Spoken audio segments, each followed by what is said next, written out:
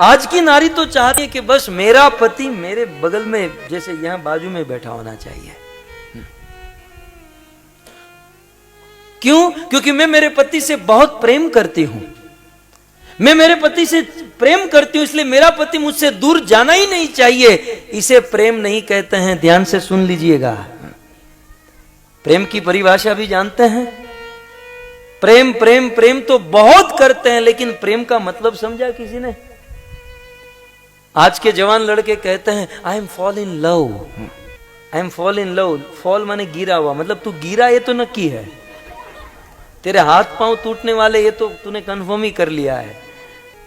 लेकिन आज हम जिसे लव कहते हैं वो लव नहीं, वो लस्ट है, वो काम है। यदि हम प्रेम की परिभाषा जानते तो हम ये जो डायलॉग करते बोलते ना कि he is my first love, ये मेरा पहला प्यार है। एक बात सदैव याद रखिए, हमारा सबसे पहला प्यार हमारी मां है।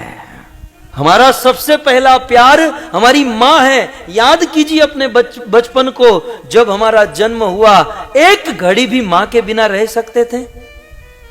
चाहे कितने भी बड़े खिलौने दे दो, कितनी भी बड़ी वस्तु दे दो, लेकिन मां के बिना एक सेकंड नहीं रह सकते थे, क्योंकि वो हमारा प्यार था।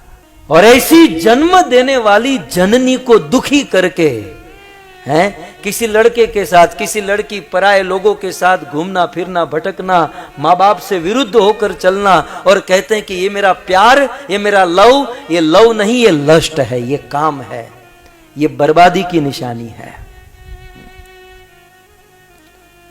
और शादी हो जाने के बाद पत्नी कहती है बस मेरे पति को मेरे से दूर जाना ही नहीं चाहिए, क्योंकि मैं प्रेम करती हूं।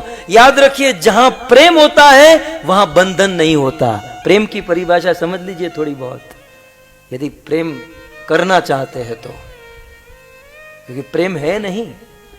प्रेम का पहला नियम, प्रेम में बंधन नहीं होता है, बंधन नहीं होता। ये मेरे पति को कहते शाम को 7 बजे घर पर आना है तो आना है, ये बंधन नहीं होता। या पति पत्नी से कहता है तुम्हें उस पुरुष से बात नहीं करनी है, तुझे उस लड़के से बात नहीं करनी है, ये भी बंधन नहीं होता। प्रेम में कोई बंधन नहीं होता, प्रेम में जबरदस्ती नहीं होती।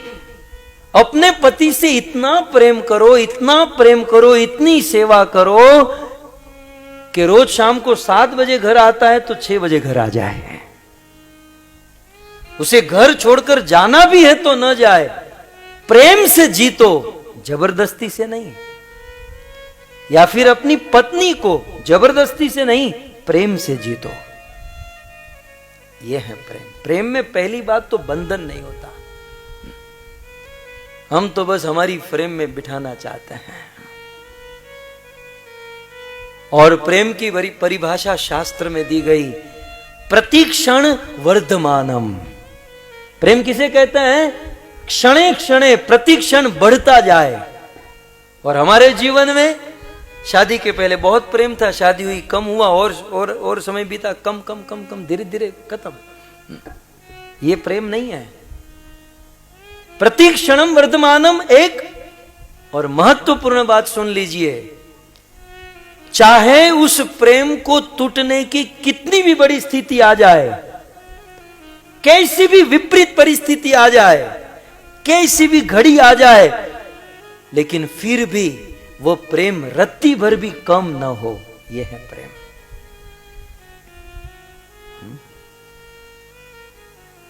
बंधन नहीं होता। हां, प्रेम करे, ऐसी सेवा करे, ऐसी सेवा करे कि प्रेमी को छोड़ने का ही मन ना हो। पार्वती देखिए, पार्वती शिव जी से जब प्रेम की उपमा दी जाती है ना, तो शिव पार्वती की उपमा देते हैं। क्या पार्वती शिव से प्रेम नहीं करती थी? करती थी। लेकिन पार्वती ने अपना सुख नहीं देखा, पार्वती ने देखा मेरा पति क्या चाहता है। प्रेम उसे कहते हैं जो अपनी प्रेमी की इच्छा में अपनी इच्छा रखे। रामायण में ले लीजिए, जब भरत जी चित्रकूट गए, भगवान रामचंद्र को वापस लाने के लिए, ठीक है। राम और भरत का मिलन हुआ, फिर पंच बैठा और निर्णय जो है जनक जी के हाथ में दिया गया। जनक जी ने क्या शब्द कहे। जनक जी कहते हैं कि राम धन्य हो आप धर्म में अड़ग हो। राम आप सत्य के ऊपर स्थित हो और धर्म की परम चरम सीमा पर हो। धन्य हो आप। धर्म के अनुसार देखा जाए तो राम तुम जीते, लेकिन धर्म से भी ऊपर एक चीज होती है, वो है प्रेम। और उस प्रेम के अनुसार देखा जाए तो राम आज तुम हारे और भरत जीता है। इसलिए निर्णय जो है भरत के हाथों में है।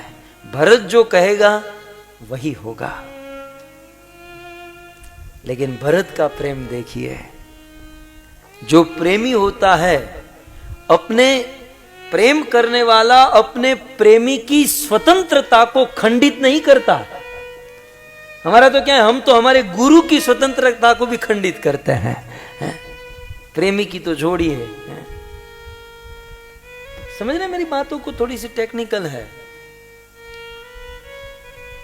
प्रेम करने वाला अपने प्रेमी की स्वतंत्रता को खंडित नहीं करता। भरत जी ने क्या कहा कि मेरी पूर्ण इच्छा है प्रभु, हे राम आप मेरे साथ अयोध्या चलो, लेकिन मैं आपसे प्रेम करता हूं, इसलिए निर्णय तो आपको करना है। आप जो चाहोगे वही होगा। मैंने मेरी इच्छा बता दी, लेकिन अंततः तो क्योंकि मैं आपसे प्रेम करता हूं, आप स्वतंत्र हो। यह है प्रेम। सो पार्वती ने कहा कि प्रभु आप यदि चले जाओगे तो मुझसे अधिक दुखी और कोई नहीं होगी, लेकिन आपकी इच्छा है जगत का कल्याण हो, जगत की रक्षा हो, तो आप जाइए, मैं ये कड़वा घूंट पीने के लिए तैयार हूं। और कथा आप सब जानते हैं कि शिव जी चले हैं और सारे समुद्र का विष शिव जी ने धारण कर लिया। लेकिन पार्वती ये डिसीजन लेकर, पति को कुछ नहीं हुआ, पति सही सलामत वापस आ गया, लेकिन सफल नारी के लिस्ट में पार्वती ने अपना नाम दर्ज करा लिया। ये है सफल नारी।